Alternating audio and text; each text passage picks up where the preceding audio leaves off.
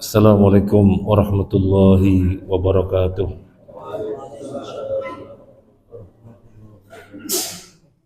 Bismillahirrahmanirrahim. Alhamdulillahi rabbil alamin. Wa bihi nasta'inu ala umuri dunya waddin. Kepada Allah kita meminta pertolongan untuk urusan dunia dan urusan agama. Wassalatu wassalamu ala asyrafil anbiya'i wal mursalin wa ala alihi wa sahbihi ajma'in wa la hawla wa la quwwata illa billahil aliyyil azim. Tidak ada daya dan kekuatan kecuali dari Allah Al-Ali, Zat yang maha tinggi, Al-Azim, Zat yang maha agung. Allahumma inna nas'aluka al-huda wat-tuqa wal-afafa wal-ghina. Amin ya rabbal alamin. Para jamaah rahimakumullah, kita bersyukur kepada Allah Azza wa Jalla yang dengan nikmat taufiknya kita dijadikan berkesempatan dan berkemampuan untuk mentadabburi Al-Quran. Karena Allah mencela orang yang tidak mentadabburi Al-Quran. Afala yatadabbaruna al-Qur'ana am ala qulubin aqfaluha. Apakah mereka tidak mentadabburi Al-Quran ataukah di dalam hatinya ada tutup? Karena di dalam hatinya ada tutup, maka tidak tergerakkan untuk mentadabburi Al-Quran. Alhamdulillah kita setiap Kamis malam bersama-sama melakukan tadabbur Al-Quran pelan-pelan, satu ayat. Sekarang sedang membahas surat Hud, terakhir ayat 8. Kita akan memulai dari ayat 9. Pada ayat 8 disebutkan orang-orang kafir kalau azab ditunda dari mereka, padahal kekufuran, padahal permusuhan, padahal penentangan itu identik dengan ditimpakannya adab. Tapi kok tidak juga ditimpakan adab, sehingga mereka mengatakan, mana adab mana? Gak ada kan? Berarti Muhammad, kata mereka sallallahu alaihi wasallam, bohong, gak benar. Jadi ditundanya adab kepada mereka dijadikan dalil bahwasanya Nabi SAW tidak benar. Maka di dalam ayat itu dibantah, memang kalau azab itu ditimpakan mereka bisa menghindar, kan sama sekali tidak menghindar. Kan memang sama sekali tidak bisa menghindar. Jadi ditunda azab karena Allah menghendaki ditunda, dan itu tuh kebaikan mereka, biar mereka berkesempatan untuk bertaubat. Tapi mereka tidak memikirkan sampai ke situ, sehingga terus berbuat penentangan, permusuhan kepada Nabi Sallallahu Alaihi Wasallam. Itu ayat yang ke-8. Sekarang yang ke-9 kita lanjutkan. A'udzu billahi minasyaitonir rajim.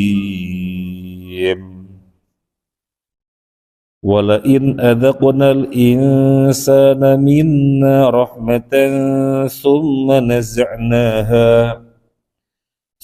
naza'naha minhu innahu laya'usun kafur.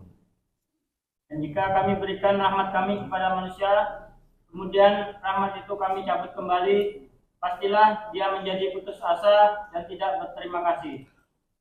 Kita terjemah lafziyah terlebih dahulu, wala in adzaqna, dan sungguh jika kami mengenakan, menimpakan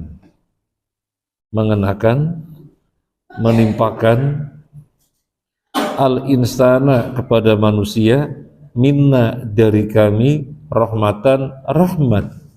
Summa kemudian naza'naha kami mencabutnya, minhu dari dia, innahu maka sesungguhnya dia layausun benar-benar putus asa, kafurun kufur. Kita bacakan dari tafsir As-Sa'di.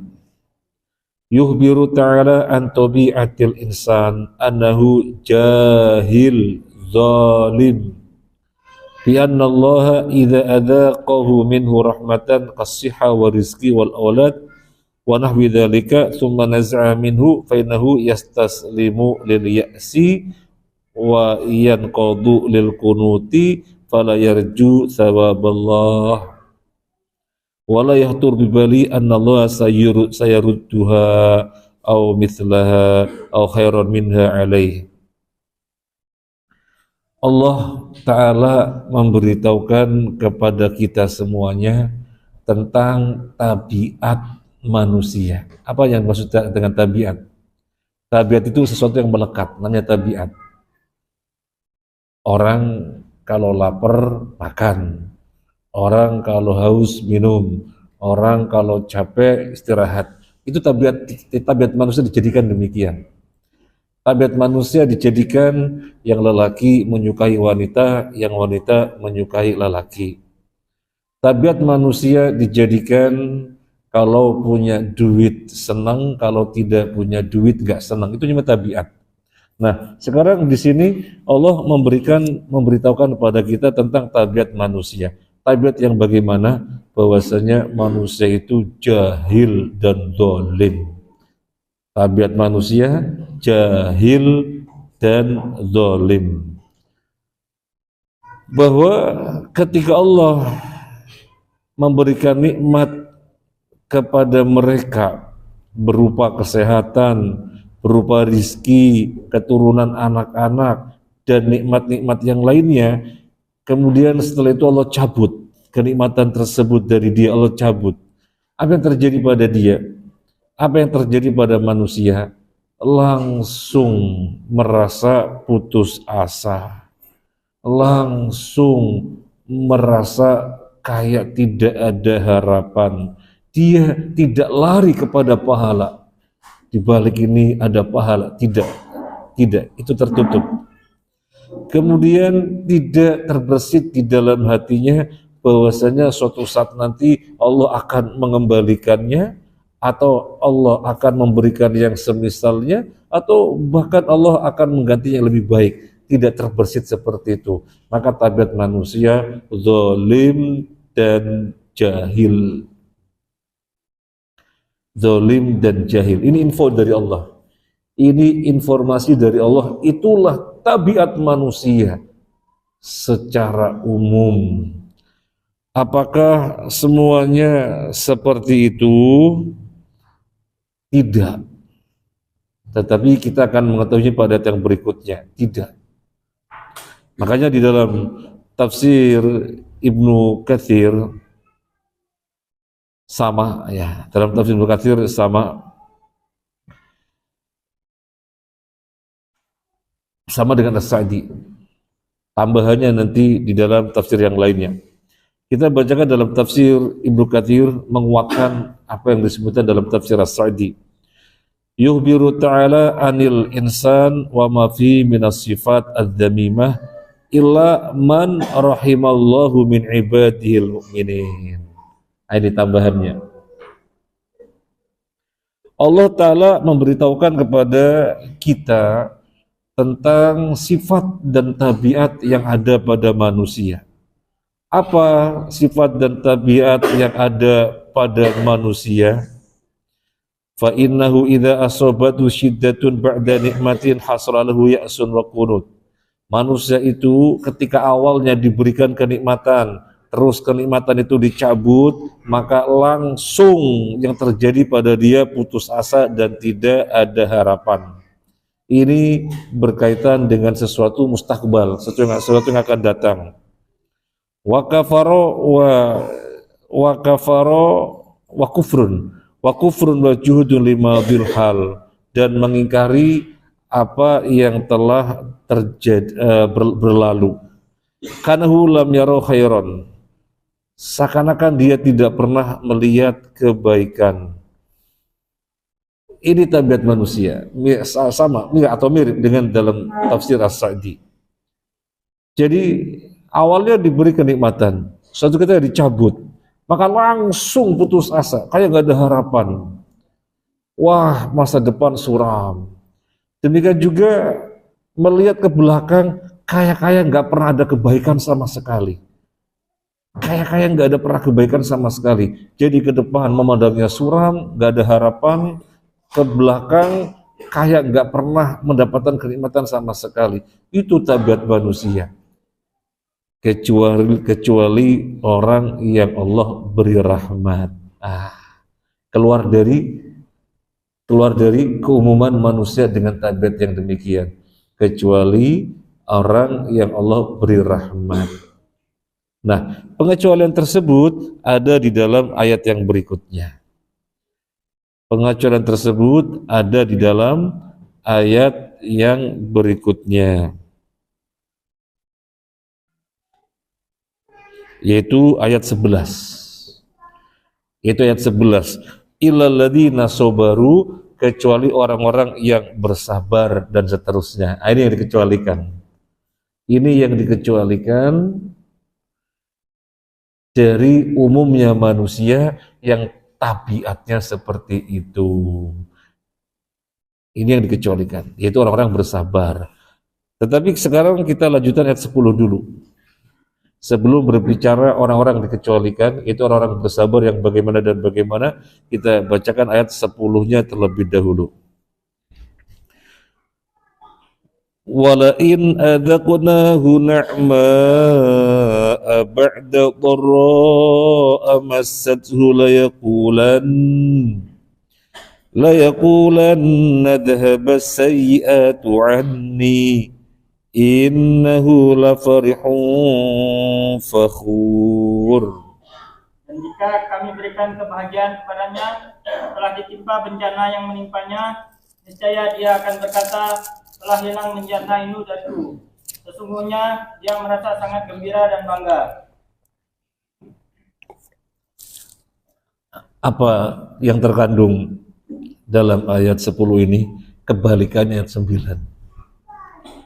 Kebalikannya ayat 9. Kalau dalam ayat 9, awalnya dalam kenikmatan, Allah cabut, langsung putus asa, nggak ada harapan, hopeless, memandang ke depan suram, dan memandang ke belakang juga seakan-akan tidak pernah ada kenikmatan. Padahal terlalu banyak kenikmatan, seakan-akan tidak pernah merasakan. Itu tabiat manusia.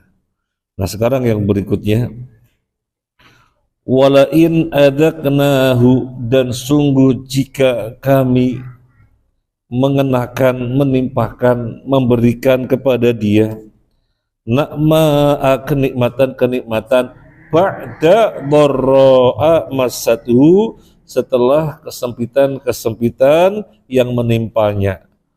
La yaqulanna, sungguh benar-benar dia akan mengatakan, dhahaba, telah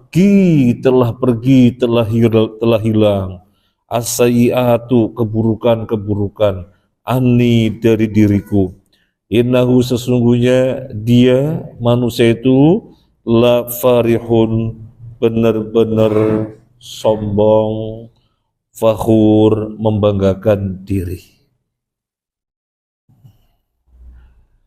Jadi ini kebalikannya ayat 9. Kalau 9 awalnya dalam kenikmatan, kemudian kenikmatannya dicabut.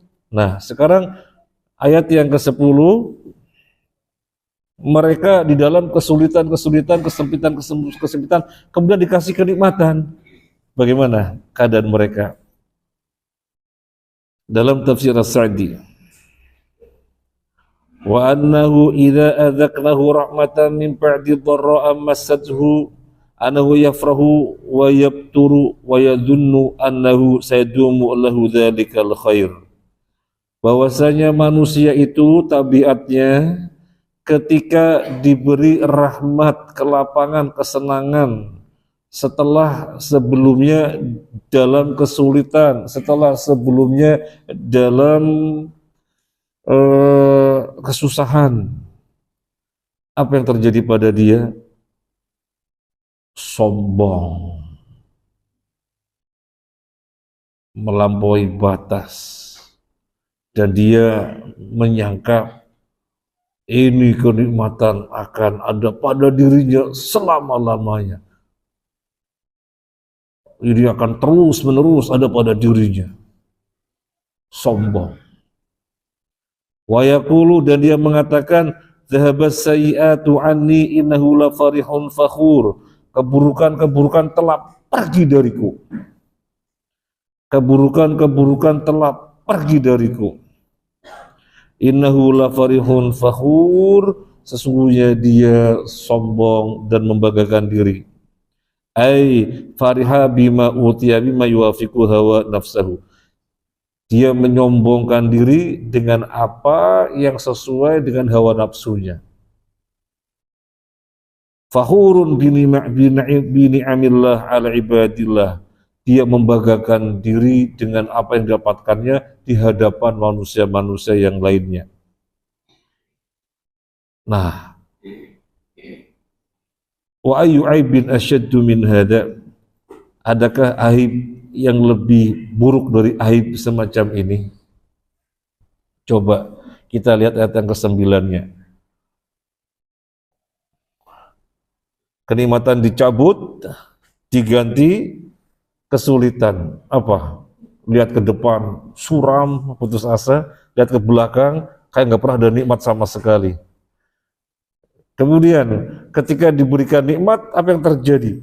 Dia menyombongkan diri. Tuh, lihat, karena aku berbuat begini-begini, semua kesulitan lewat, semua aral yang melintang pergi. Ini akan selama-lamanya keadaanku hebat seperti ini karena kepintaranku, karena kegigihanku. Ini menjadikan dia terkondisikan untuk sombong di hadapan orang-orang yang tidak sepertinya. Adakah yang lebih aib dari ini? Karena orang semacam ini tidak pernah ada kebaikannya. Kebaikan yang mana? Mana ada celah kebaikan? Gak pernah ada kebaikannya. Gak pernah ada kebaikannya. Coba direnungkan lagi ayat 9 dan 10. Kita ulangi lagi. Awalnya dalam kenikmatan, dicabut, langsung suram, melihat ke depan kayak gak ada harapan. Melihat ke belakang, kayak gak pernah ada nikmat, kayak gak pernah ada suatu kenikmatan. Benar-benar putus asa. Kemudian kesusahan ini diangkat, dihilangkan oleh Allah, digantikan nikmatan. Apa yang terjadi? Tuh, aku hebat kan, karena aku gigih, karena aku pinter. Makanya semua kesulitan, semua rintangan pergi, lenyap semuanya. Aku pinter. Dan seperti ini selama-lamanya akan ada padaku. Kemudian dia terseret untuk ujub, membanggakan diri di hadapan manusia. Mana sisi kebaikan? Gak ada baiknya. Gak ada baiknya. Perpindahan dari sempit ke lapang gak ada baiknya. Perpindahan dari lapang ke sempit juga gak ada baiknya. Atau dibalik, perpindahan dari lapang ke sempit gak ada baiknya. Dari sempit ke lapang juga tidak ada baiknya. Maka dalam As-Sa'di disebutkan, adakah yang lebih aib dari tabiat semacam ini?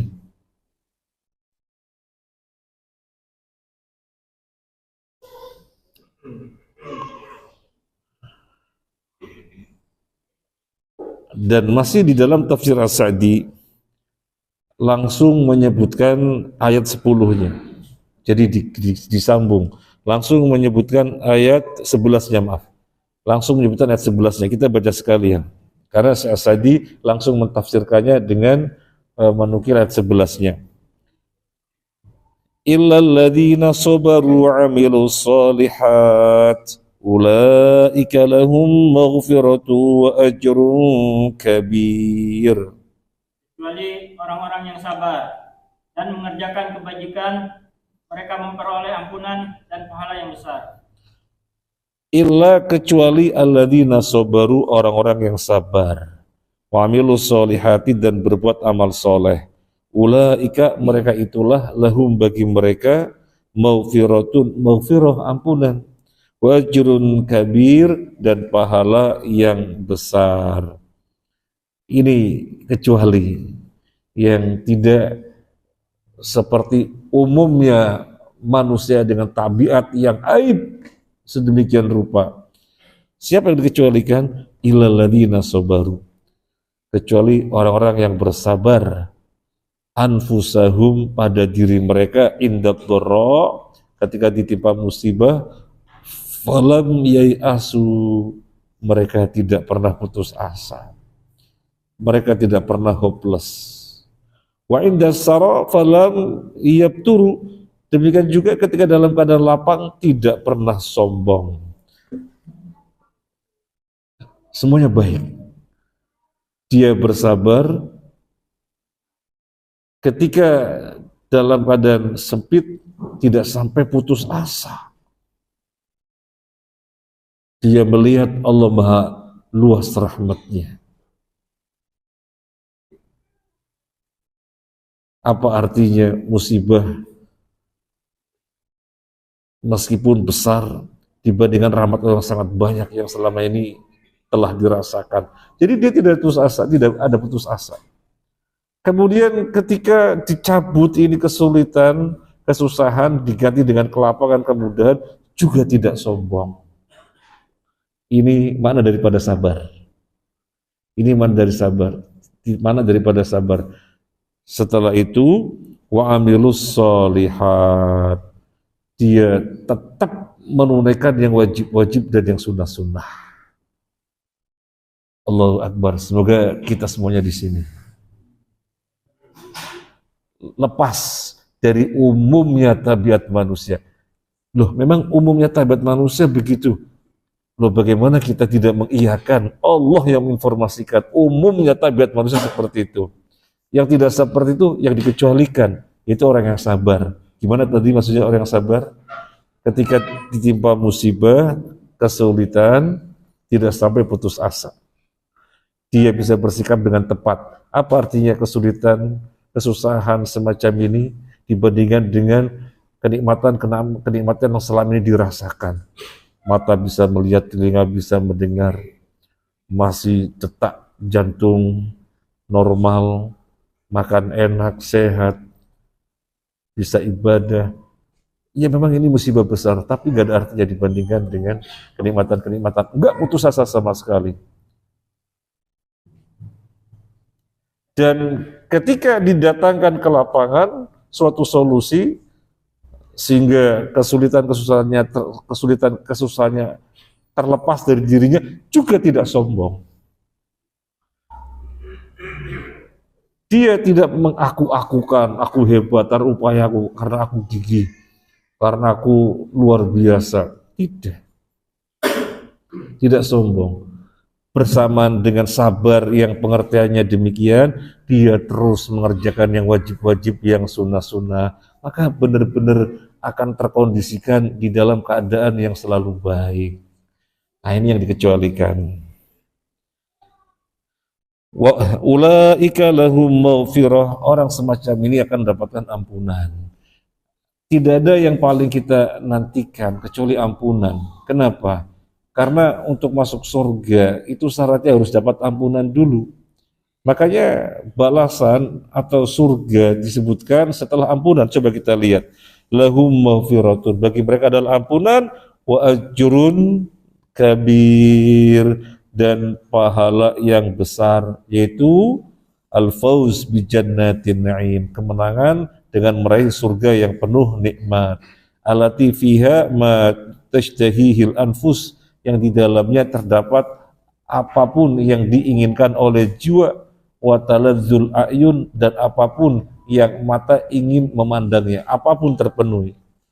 Itu diperuntukkan bagi orang yang telah mendapatkan maghfirah. Makanya maghfirah dulu baru pahala. Lahu maghfiratun wa ajrun azim. Makanya maghfirah disebutkan terlebih dahulu, dan maghfirah diberikan kepada siapa? Orang yang sabar. Orang yang sabar inilah yang keluar dari umumnya tabiat manusia. Pengertian sabar tadi apa? Sudah jelas. Kalau mendapatkan kesulitan, tidak putus asa, tetap bisa bersikap tepat. Apa artinya kesulitan? Selama ini kenikmatan sangatlah banyak. Begitu kesulitan ini ditiadakan juga tidak sombong. Apanya mau disombongkan? Oh, semuanya itu pemberian Allah. Dan bersama dengan itu tetap melakukan kewajiban-kewajiban dan sunnah-sunnah. Allahu Akbar. Semoga kita demikian. Amin.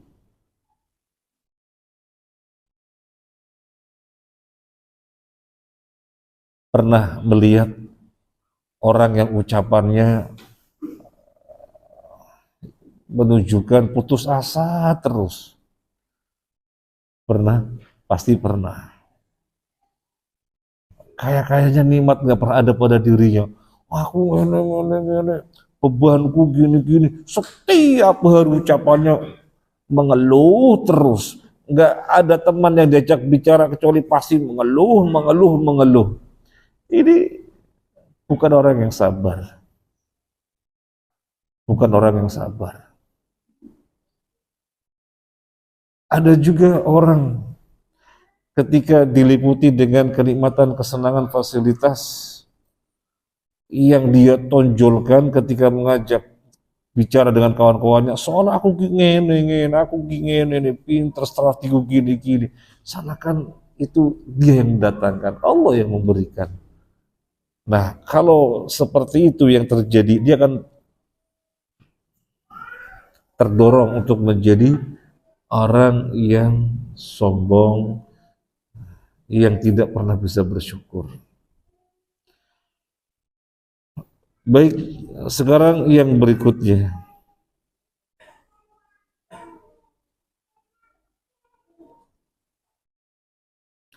Kalau dalam tafsir Ibnu Katsir, sedikit kita tambahkan dari Ibnu Katsir untuk memperkuat tadi. Wala in adzaqnahu ni'ma'a ba'da dharra'a masathu la yaqulanna dhahabas sayyi'atu anni. Dan sungguh jika mereka diberikan kenikmatan setelah sebelumnya ditimpakan kesulitan yang selama itu menimpa dia, maka kemudian dia mengatakan zahabas sayyi'atu anni, telah pergi keburukan dariku. Yang dimaksud ai yaqulu ma baqiya yanaluni ba'du hada daimun wala su'ud. Setelah ini aku tidak mungkin ditimpa yang telah menimpaku. Aku tidak mungkin ditimpa lagi. Sudah pergi lenyap. Semua yang selama ini menimpa aku sudah. Aku sudah tahu bagaimana caranya, sehingga aku pasti dalam kelapangan yang terus-menerus. Jadi seakan-akan dia sebagai penyebab.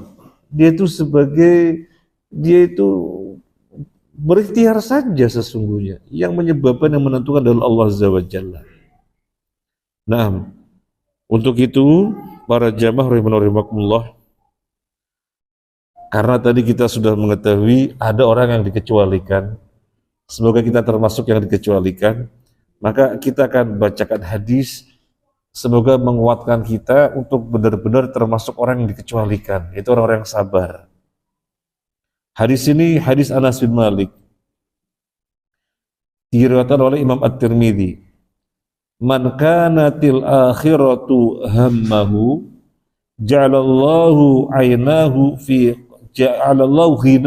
fi qalbihi wa jama'a lahu syamlahu wa tathu ad-dunya wa hiya raghibah.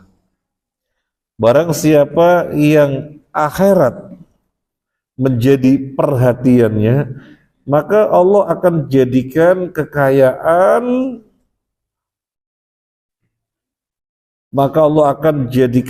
kaya di hatinya. Hatinya merasa kaya, merasa cukup, dan urusan-urusannya Allah mudahkan. Urusan-urusannya bagaimanapun dirasakan nyaman, plong. Dan dunia datang kepada dia dalam keadaan hina. Dunia datang kepada dia dalam keadaan hina. Artinya dia memandang dunia bukan sesuatu yang diagungkan, yang diistimewakan. Jadi dunia datang kepada dia dalam keadaan dunia itu hina. Sebaliknya, waman kanatid dunya hammahu ja'alallahu faqru baina ainihi wa farraqa alaihi syamlahu. Barang siapa yang dunia menjadi perhatiannya, maka Allah akan jadikan kefakiran terus-menerus di hadapan matanya. Jadi selalu merasa kurang, selalu gelisah, selalu risau, gundah gulana dan seterusnya. Dan Allah jadikan urusannya berantakan. Perkara kayak apapun bagi dia gak nyaman. Selalu bikin sumpek. Walam yati minad dunya illa ma qudiralahu. Padahal yang namanya dunia tidak mungkin datang kepada dia kecuali yang telah Allah tetapkan, yang Allah telah takdirkan. Ini dua macam orang keberadaannya sama-sama di dunia, tetapi keduanya pada keadaan yang berbeda. Yang pertama selalu merasa kaya, selalu merasa cukup, dan permasalahan-permasalahan apapun yang dihadapi, karena dunia tidak mungkin lepas dari permasalahan, selalu merasa nyaman, tenang, tidak sumpek. Dan ketika dunia datang, dunia itu hina di hadapannya. Sehingga dia tidak mungkin menghambakan diri kepada dunia, soalnya dunia hina di hadapannya.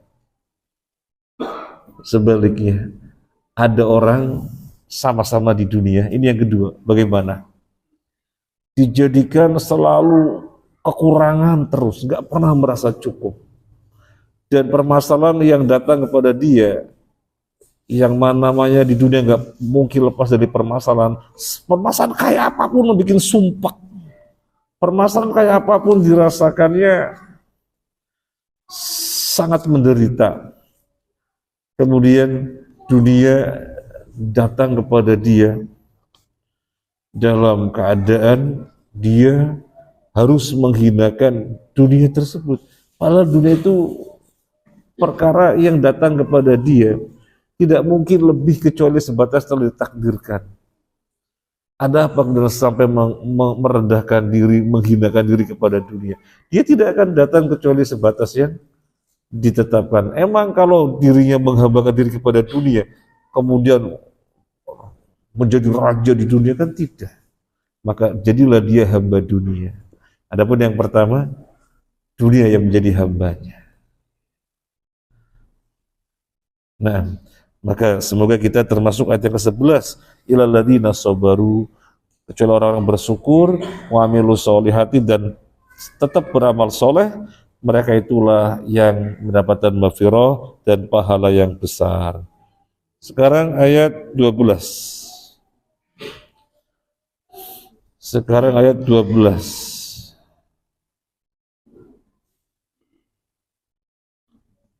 Sebelum dilanjutkan ke ayat 12, kita jangan melupakan doa untuk ditolong Allah, biar selalu termasuk orang yang sabar. Jangan lupa doa. Karena orang yang sabar itu orang dikecualikan. Ketika nikmat ada pada dia, kemudian Allah cabut, nggak putus asa. Ketika awalnya susah, kemudian dikasih nikmat, juga tidak sombong. Dan terus berbuat yang wajib-wajib dan sunnah-sunnah, itu yang sabar. Apa doanya? Doanya banyak. Doanya banyak. Tetapi dengan memperbanyak, artinya mewiridkannya, maka akan mengokohkan kita. Sehingga selalu nyaman, tenang di dunia. Meskipun melihat kawannya, kerjanya kok enak ya. Kayak nggak capek, tapi duitnya ngalir. Kok saya banting keringat peras tulang, kok gini-gini aja gitu ya. Tidak. Dia tidak akan begitu. Tetap tenang. Doanya apa? Di antaranya ya Hayyu ya Qayyum bi rahmatika nastaghitsu aslih lana sya'nana kullah wa la takilna ila anfusina tarfat ain. Jadi memohon kepada Allah yang Al-Hayyu dan yang Al-Qayyum, Zat yang maha hidup dan Zat yang senantiasa mengurus makhluknya. Dengan rahmatmu ya Hayyu ya Qayyum, tolonglah aku, janganlah engkau biarkan aku sekejap mata pun tanpa bimbinganmu. Jadi kita meminta agar dibimbing terus. Dan mohon maaf tahdus bin nikmah, ini doa yang selalu saya baca setiap kali sujud. Karena kita butuh bimbingan. Kalau kita lepas dari bimbingan sekejap mata saja, rasanya KO di dalam menghadapi banyak hal. Rasanya KO. Secara fisik terbatas, secara kemampuan berpikir terbatas. Yang dihadapi seabrek-abrek, belum masalahnya nggak selesai-selesai. Tetapi dengan bimbingan Allah dijalani, yang penting dijalani. Nah ini diantara doa yang bisa kita terus baca. Yang kedua apa? Yang kedua, doa agar kita diberi kekuatan untuk menjadi hamba yang bersyukur, hamba yang ahli ibadah. Apa doanya? Rabbi auzi'ni an ashkura ni'mataka allati an'amta alayya wa ala walidayya wa an a'mala shalihan tardah wa aslih li fi dzurriyyati inni tubtu ilaika inni minal muslimin. Ini kan meminta kekuatan untuk banyak beramal ahli ibadah. Ini kan meminta kekuatan untuk bisa mensyukuri nikmat sehingga menjadi ahli bersyukur dan bahkan tidak memikirkan diri kita saja. Karena ini doa untuk orang yang sudah 40 tahun. Bukan yang belum nyampe 40 tahun nggak boleh doa, ini boleh, tetapi secara khusus untuk yang sudah 40 tahun sudah memikirkan keturunannya. Waslih li fi dzurriyyati, perbaikilah untukku keturunanku. Terus doa apa lagi? Doa apa lagi yang bisa kita panjatkan? Mana yang mau diwiridkan mana? Terserah. Yang jelas nggak mungkin kita mengandalkan kepada kekuatan kita, nggak mungkin kita lemah, butuh dibimbing. Termasuk terus-terusan membaca la haula wala quwata illa billah. Di dalam banyak kesempatan la haula wala quwata illa billah. Di dalam banyak kesempatan la haula wala quwata illa billah. Doa yang lainnya misalnya apa? Allahumma qsim lana min khasyatika ma tahulu bihi bainana wa baina maksiatik atau ma'asik. Terus wa min ta'atika ma tuballighuna bihi jannatak wa minal yaqini wa tuhawwinu alaina bihi masaibat dunya. Allahumma matti'na fi asma'ina wa absarina wa quwwatina ma ahyaitana waj'al tha'rana ala man dhalamana wansurna ala man adana wala taj'alid dunya akbar hammina wala mablagha ilmina wala tusallit alaina man la yarhamuna. Jadi benar-benar meminta pertolongan untuk ditolong dari berbagai sisi lengkap. Ini lengkap lagi. Ini lengkap lagi. Coba dilihat maknanya. Apa yang kurang dari sisi mana? Tapi hafal apa enggak? Hafal apa enggak? Diulangi, langsung hafal. Allahumma qsim lana min khasyatika ma tahulu bi bainana wa baina ma'asik wa min ta'atika ma tuballighuna bi jannatak wa minal yaqini ma tuhawwinu bi alaina masa'ibad dunya. Allahumma matti'na fi asma'ina wa absarina wa quwwatina ma ahyaitana waj'alhul waritha minna waj'al tha'rana 'ala man zalamana wansurna 'ala man adana wala taj'alid dunya akbaru hammina wala mablagha ilmina wala tusallit 'alaina man la yarhamuna. Ada yang hafal? Nanti dapat hadiah dari ketua takmir. Kita jangan lupa untuk terus berdoa. Terkait dengan pembahasan kita adalah untuk menjadi orang yang bersabar. Orang yang bersabar ketika mendapatkan kesulitan, kesusahan, jangan putus asa.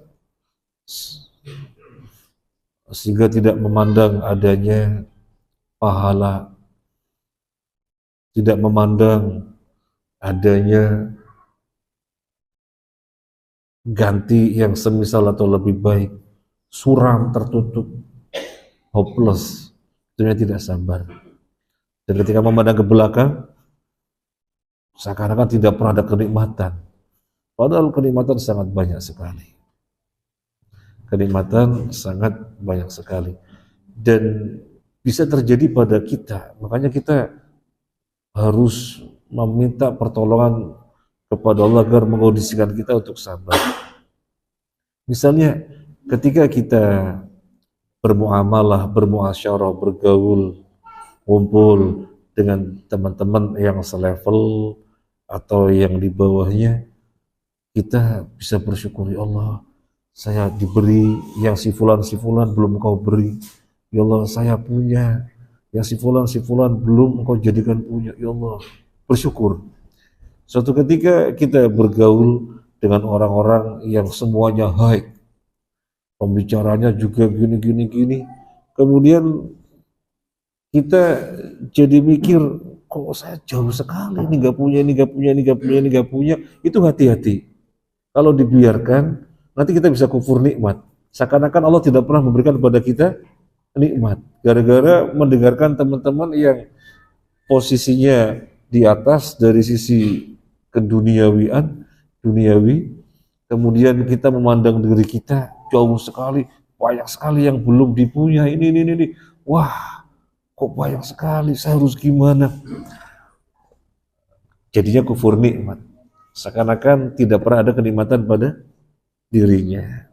Makanya kata Nabi SAW, lihatlah orang yang lebih di bawah Anda, jangan melihat orang yang di atas Anda. Nah, biar selalu bisa bersabar dan bersyukur, dan diantara doanya adalah tadi, monggo mana yang mau diwiridkan, yang jelas kita selalu menggantungkan diri kita kepada Allah. Termasuk Ibnu Taimiyah rahimahullah ta'ala, ada di antara doa yang selalu beliau wiridkan. Dan statement beliau diantaranya, kalau tidak ada dzikir, tidak ada wirid, aku sudah selesai. Agak ada kekuatan. Jadi dzikir itu kekuatan. Dzikir itu kekuatan. Sekarang ayat 11. Ayat 11. 12. Sekarang ayat 12. فَلَعَلَّكَ تَارِكٌ بَعْضَ مَا يُوحَى إِلَيْكَ وَضَائِقٌ بِهِ صَدْرُكَ أن يقولوا لولا أنزل عليه كنز أو جاء معه ملك إنما أنت نذير والله على كل شيء وكيل. Maka boleh jadi engkau Muhammad hendak meninggalkan sebagian dari apa yang diwahyukan kepadamu dan dadamu sempit karenanya. Karena mereka akan mengatakan, mengapa tidak diturunkan kepadanya harta, kekayaan, atau datang bersamanya malaikat? Sungguh, engkau hanyalah seorang pemberi peringatan, dan Allah pemelihara segala sesuatu. Barakallahu fiik. Fala'allaka, bisa jadi kamu, fanya maka, fala'allaka maka bisa jadi kamu, tarikun meninggalkan, ba'da sebagian ma apa, yuha yang diwahyukan, ilaika kepadamu, wadhaikun dan sempit, bihi dengannya, sodruka dadamu, ayakulu di mana mereka mengatakan, laula unzil alaihi kanzun, kenapa tidak diturunkan kepada dia kanzun, apa artinya kanzun? Harta kekayaan. Kenapa tidak diturunkan kepada dia kanzun, harta kekayaan? Au jaa ma'ahu malak, atau datang mendampingi, membarenginya malaikat, atau malaikat datang membarengi, mendampingi. Innama anta nadhir, sesungguhnya kamu adalah nadhir, pemberi peringatan. Wallahu ala kulli syai'in wakil, dan Allah lah terhadap segala sesuatu wakil, yang disandarin, yang diserahin urusan. Kita bacakan dalam tafsir As-Sa'di. Yaqulu ta'ala musalliyan li nabihi Muhammadin sallallahu alaihi wasallam an takdzibil mukadzibin. Di dalam ayat ini Allah menghibur. Di dalam ayat ini Allah menghibur nabinya sallallahu alaihi wasallam atas kedustaan atau pendustaan, atas pendustaan terhadap dirinya yang dilakukan oleh orang-orang kafir. Maka Allah menghibur, jangan-jangan kamu meninggalkan sebagian wahyu, tidak kamu sampaikan.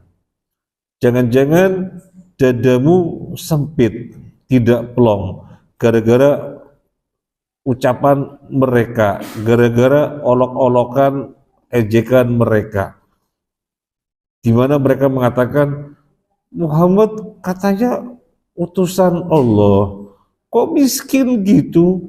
Yang namanya utusan Allah kan spesial, orang khusus. Beliau rumahnya dari emas, gentengnya dari perak gitu, pantas utusan Allah gitu. Dan utusan Allah kok rumahnya dari pelepah korma. Laula unzila alaihi kanzun. Jangan-jangan kamu terpengaruh dengan ejekan mereka, akhirnya wahyu tidak disampaikan. Jangan-jangan dadamu sempit dengan ucapan semacam itu, ejekan mereka. Ejekannya juga yang lainnya adalah yang namanya Rasul utusan Allah, mestinya kemana-mana itu didampingi malaikat. Dia kemana-mana ada malaikat yang mendampingi, jadi jelas itu utusan Allah. Ini katanya utusan Allah, gak ada bedanya dengan kita makan, minum, jalan di pasar, apa bedanya? Masa Rasul seperti itu? Nah, jadi ejekan-ejekan sangat banyak sekali, dan sudah pernah kita bahas. Ejekan-ejekan sangat banyak sekali. Coba datangkan ini, coba datangkan ini, coba datangkan Allah kayak apa sih Tuhan? Coba jadikan ini bukit sofa emas. Coba ini daerah pasir dijadikan sungai, yang di situ ada waterfall, kemudian ada hijau royo-royo. Coba. Terlalu banyak mereka mengatakan demikian kepada Nabi sallallahu alaihi wasallam, dan Allah menghibur. Jangan-jangan kamu terpengaruh. Gak usah terpengaruh. Kamu itu sebagai pemberi peringatan saja. Urusan mereka mau terima atau tidak itu bukan urusan kamu. Itu urusan siapa? Urusan Allah. Yang penting kamu menyampaikan saja. Ada satu hal yang luar biasa dalam tafsir As-Sa'di. Kita bacakan dalam tafsir As-Sa'di, luar biasa sekali.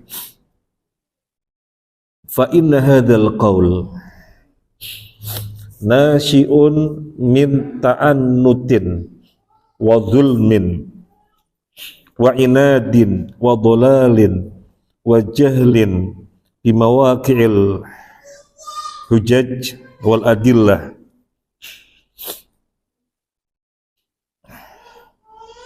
famdi ala amrika wala tasuddaka hadil aqwal ar-raqiqah allati la tasduru illa min safihin wala yadik lidzalika sadruka. Kata Syekh Sa'di, ucapan-ucapan mereka yang ngejek-ngejek kamu, mestinya utusan Allah kan kaya raya, yang mestinya utusan Allah kan kemana-mana didampingi malaikat dan seterusnya. Ini karena kedzolimannya, karena kebodohannya, karena penentangannya, padahal bukti-bukti sangat banyak dan mereka melihat bukti-bukti itu dan merasakan bukti-bukti itu, bukti-bukti yang merupakan benarnya beliau sebagai Rasul, yang merupakan benarnya apa yang dia bawa, bahwasanya sebenarnya dari Allah. Bukti-bukti terlalu banyak. Bukti-bukti terlalu banyak. Tetapi bukti-bukti yang terlalu banyak, yang sesungguhnya mereka tidak pernah bisa lari dari bukti-bukti yang sangat gamblang itu, sehingga kalau mereka mau menggunakan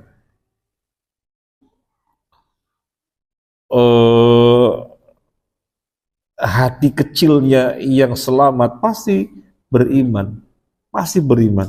Gak ada orang bisa lari dari benarnya mukjizat, pasti membenarkan itu mukjizat, terlalu banyak. Tetapi mereka malah terus mengejek, meminta bukti-bukti yang lain. Terus bukti-bukti yang sangat banyak itu mau diapakan? Kok meminta sesuatu yang lain? Hujah-hujah, dalil-dalil terlalu banyak yang mereka mengakuinya. Ada apa meminta yang lain? Nah, ini tafsirnya As-Sa'di, yang kalau kita melihat manusia zaman sekarang juga terjadi sebagaimana terjadi pada orang-orang kafir ketika itu. Contoh ketika disampaikan kepada mereka bahwasanya riba itu haram, dalilnya sangat banyak, sehingga tidak perlu ada instansi ribawi. Apa kata mereka? Loh, mikir tuh sampean, gimana kalau instansi dihilangkan? Dunia mau kayak apa jadinya kalau ini gak ada? Dunia jadinya bagaimana? Orang kalau butuh duit kemana? Jadi dalil yang jelas riba haram, maka instansi apapun yang mekanismenya ribawi gak boleh pernah ada. Tetapi kemudian kita yang disalah-salahin. Coba kalau nggak ada lembaga-lembaga ini, gimana perputaran perekonomian? Jadi kita yang disuruh menjelaskan, kita yang dituntut mencari solusi. Gimana kalau ini tidak ada? Padahal dalil sangat gamblang dibacakan. Yang namanya haram ya sudah nggak pernah boleh ada. Memang manusia tidak hidup akan mati kalau tidak ada instansi ribawi ini.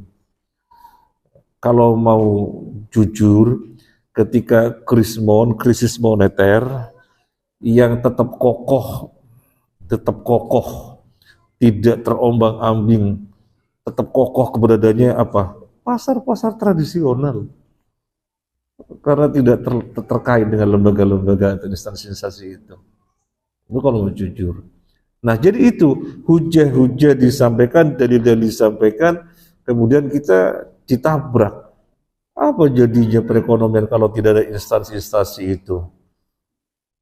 Enggak mungkin dibubarkan, enggak mungkin tidak ada, harus ada. Nah, ini contohnya.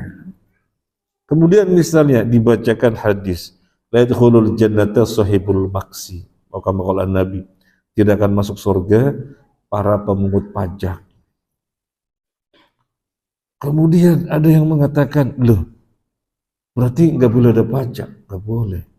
Apa jadinya suatu negeri kalau tidak ada pajak. Gimana untuk pembiayaan-pembiayaan?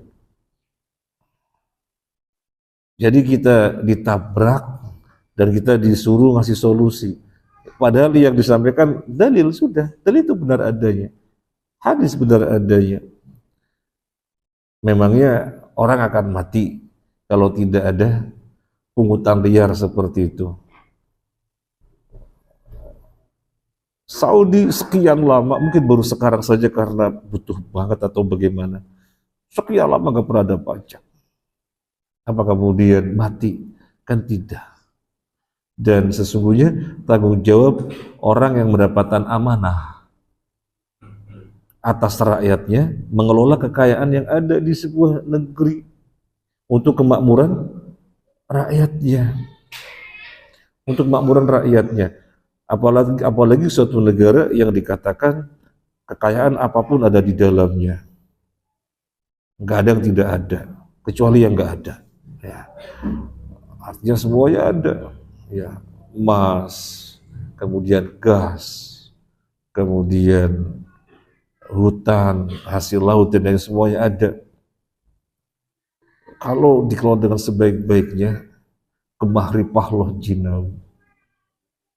Jadi tidak perlu kemudian memberlakukan sesuatu yang syarat melarang.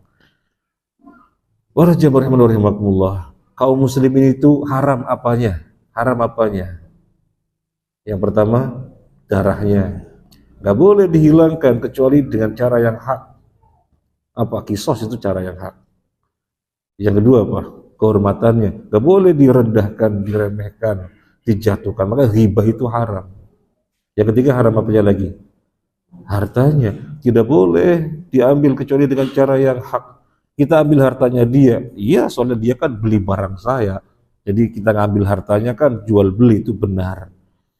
Kita ambil hartanya dia sekian ribu, ya benar, soalnya dia memanfaatkan jasa saya, jasa sudah didapatkan dan hartanya diambil karena bayar jasa, itu kan perkara yang benar. Dia nyewa apa? Nyewa rumah, maka kita ambil hartanya, bayar sewaan. Jadi cara-cara yang hak. Tapi kalau misalnya harta diambil dan alasannya apa? Alasannya apa? Misalnya jual beli dipalakin. Memang boleh malakin orang jual beli? Menjual dipalakin, membeli dipalakin. Ini kan maknanya maksun. Di dalam hadis namanya maksun, pungutan liar, pungutan yang tanpa hak. Mungkin bahasanya mudah dipahami, mungkin pajak ataupun apapun istilahnya, intinya maksun itu dilarang. Antum misalnya tinggal di rumah siapa? Di rumah siapa tinggalnya? Di rumah sendiri. Kemudian disuruh bayar. Nah, kemudian ketika disampaikan la yadkhulul jannata sahibul maksi. Kemudian dilabrak. Memang bisa toh suatu negara dikelola tanpa ada pembiayaan dari pajak? Memang bisa. Sangat bisa kalau dikelola dengan benar. Sangat bisa. Sangat bisa. Ini semoga bermanfaat. Jadi kita melebarkan pembahasan dari tafsir As-Sa'di bahwasanya dalil-dalil mukjizat sangat gamblang jelas yang menunjukkan benarnya Muhammad sebagai nabi, menunjukkan benarnya apa yang dia bawa. Dan mereka semuanya melihatnya, mengetahuinya dan merasakan kebenaran itu, tapi mencari yang lainnya, coba ini, dibenturkan dengan dalil-dalil yang ternyata mereka tahu. Nah, maka kalau ada orang zaman sekarang seperti itu, ya berarti ketempelan orang-orang yang membangkang kepada Nabi ketika itu, orang-orang kafir Quraisy dan yang lainnya. Semoga Allah berikan kita taufik sehingga senantiasa bisa sabar dan terus melakukan kewajiban-kewajiban dan yang sunnah-sunnah. Amin ya rabbal alamin. Ini saja. Terima kasih atas kebersamaannya. Mohon maaf atas hal yang kurang berkenan. Subhanakallahumma wa bihamdika asyhadu an la ilaha illa anta astaghfiruka wa atubu ilaik. Assalamualaikum warahmatullahi wabarakatuh.